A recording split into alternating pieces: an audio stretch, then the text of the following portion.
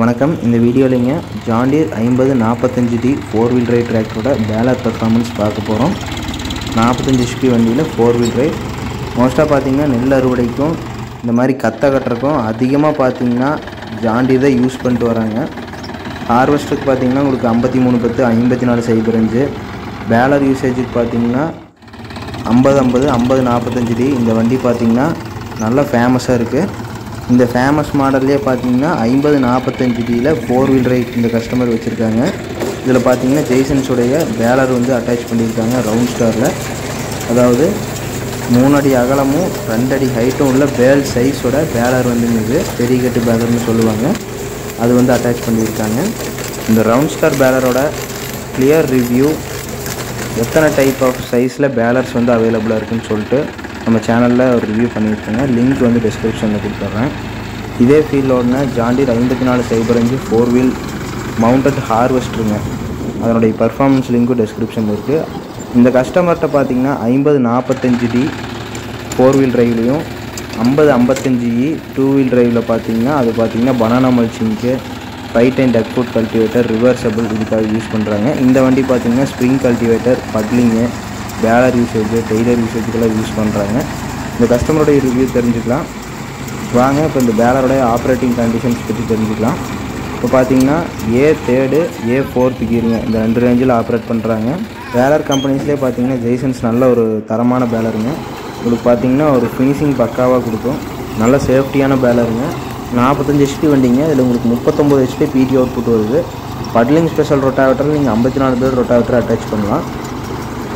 இதில் உங்களுக்கு ஃப்ரண்ட்டில் டயர் சைஸ் பார்த்துட்டிங்கன்னா உங்களுக்கு 8க்கு 18ங்கிற டயர் சைஸு, ரியரில் பார்த்தீங்கன்னா 13.6க்கு 28 இருக்குதுங்க.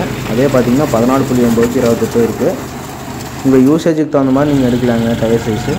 5 கலப்பை ரிவர்சபிள் யூஸ் பண்ணுற மாதிரி இருந்தால் 14 சைஸ் டயர் போட்டிங்கன்னா நல்ல பர்ஃபார்மன்ஸ் கொடுக்குங்க. 4-wheeலாக இருக்கிறதுக்கு உங்களுக்கு ஒரு 55 HP வண்டியோடைய பர்ஃபார்மன்ஸ் லெவலுக்கு கொஞ்சம் ஈக்குவலாகவே பர்ஃபார்மன்ஸ் இருக்கும். இந்த வண்டி பேலருக்கு அவங்க சூஸ் பண்ணி எடுத்ததுக்கான ரீசன் பார்த்தீங்கன்னா உங்களுக்கு கியர் ஆப்ஷன் பார்த்தீங்கன்னா இதில் வந்து synchromesh gear box, side shift gear, அதாவது 8 ஃபார்வர்ட் 4 ரிவர்ஸ் அப்படிங்கிற கியர் ஆப்ஷனோட இருக்கக்கூடிய வண்டி. அதாவது லோ ஹை ரிவர்ஸ் பார்த்தீங்கன்னா ஒரே லிவரில் இருக்கும்.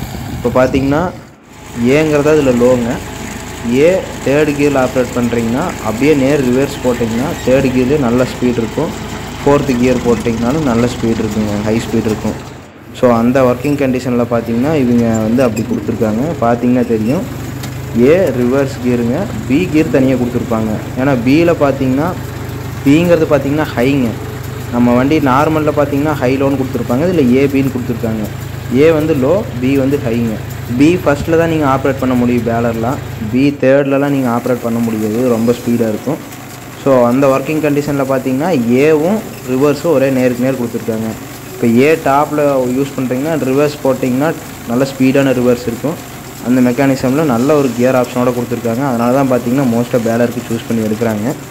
ஆர்பிஎம் பார்த்தீங்கன்னா உங்களுக்கு ஒரு 10 RPM செட் பண்ணுறாங்க. 10-11 RPM தேவையான RPMங்க. நார்மல் 540 தான் ரன் ஆகுது. இந்த ரேஞ்சில் ஆப்ரேட் பண்ணுறாங்க. இதுக்கு மைலேஜ் எல்லாம் பார்த்துட்டிங்கன்னா ஒரு பர் ஹவருக்கு ஒரு 2 லிட்டர் அந்த ரேஞ்சில் சொல்லியிருக்காங்க. ஏன்னா உங்களுக்கு பார்த்தீங்கன்னா பெருசாக லோடு இல்லைங்க.